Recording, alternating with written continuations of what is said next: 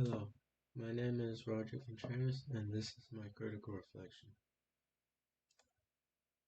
Question 1, Part A. How does your media product use or challenge conventions? Introduction. My media product is a gaming magazine discussing different topics, such as modern controversies, gaming tips, new hardware, and the latest news in the world of gaming.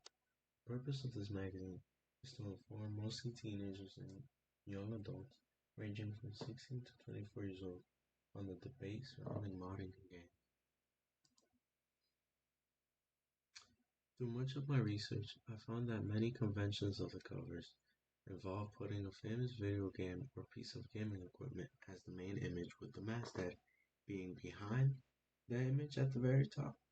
Majority of the times this is complemented by the cover lines being on the side or the bottom as to not cause too much distraction. In this way, I used many of the conventions on my main cover. I decided to put the main image on the center, coming out from the corner with my arm in the way, to add some realism into the picture and to not block out any of the cover lines and lead article. Majority of gaming magazines tend to insert secondary images around the main image in a circular shape. As a result, I decided to put several secondary images that tied to my genre, like the Pokeballs and the headset. I kept the colors to a minimum with blue, purple, and red, allowing the rest of the text to be readable as to not have the color scheme all over the place, as was done with my previous cover and appeared too distracting.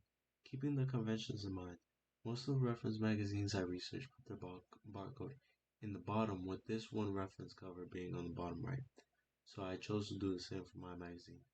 I decided to challenge the usual conventions of game magazines by not including a headline with the bar on the top of the magazine, which most gaming media products do.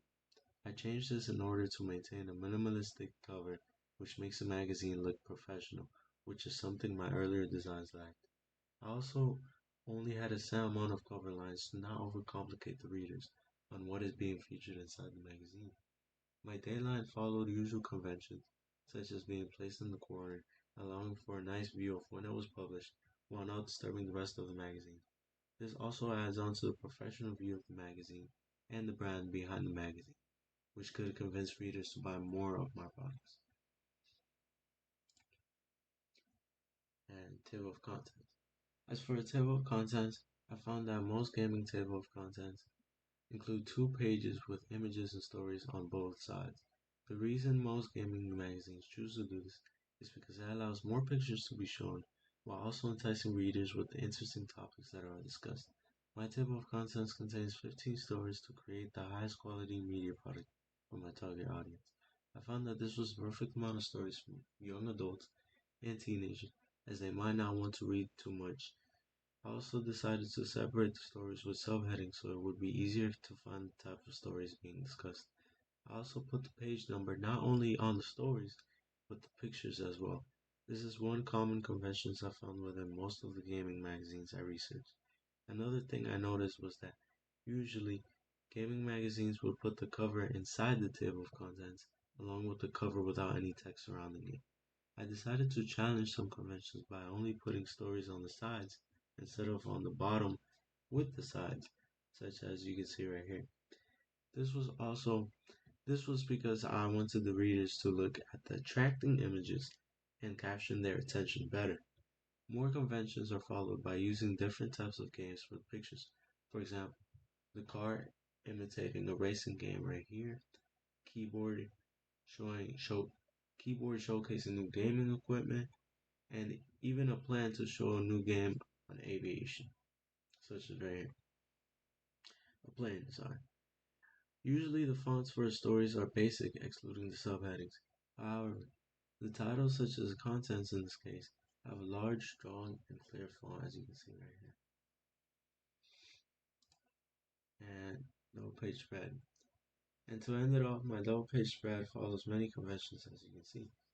The main image and story are aligned in the same way as the references. I went against usual conventions here, however, by not including too many secondary images, as you can see right here. This was because I wanted the readers to focus more on the story. I also included subheadings so that readers could know what section of the story they're reading. Something that is not usually seen in gaming magazines as a black background behind the text. However, I wanted to do this because I think it makes the text look nicer and doesn't strain the eyes too much while also looking nice side to side next to the image. My story dives into what modern games and consoles really are, which mods are most controversial, and what does the community, both the developers and gamers, think about modern games and hardware. This is different from conventions in a way, because it talks mostly about a controversial topic rather than, for example, a review on a video game. Question 1, Part B. How does your product represent social groups or issues? Introduction. Most media products tend to stay away from controversial topics, such as modern games, as this often causes much tension between gamers and developers. This magazine, however, addresses those issues and informs gamers and people alike what is going on within the community.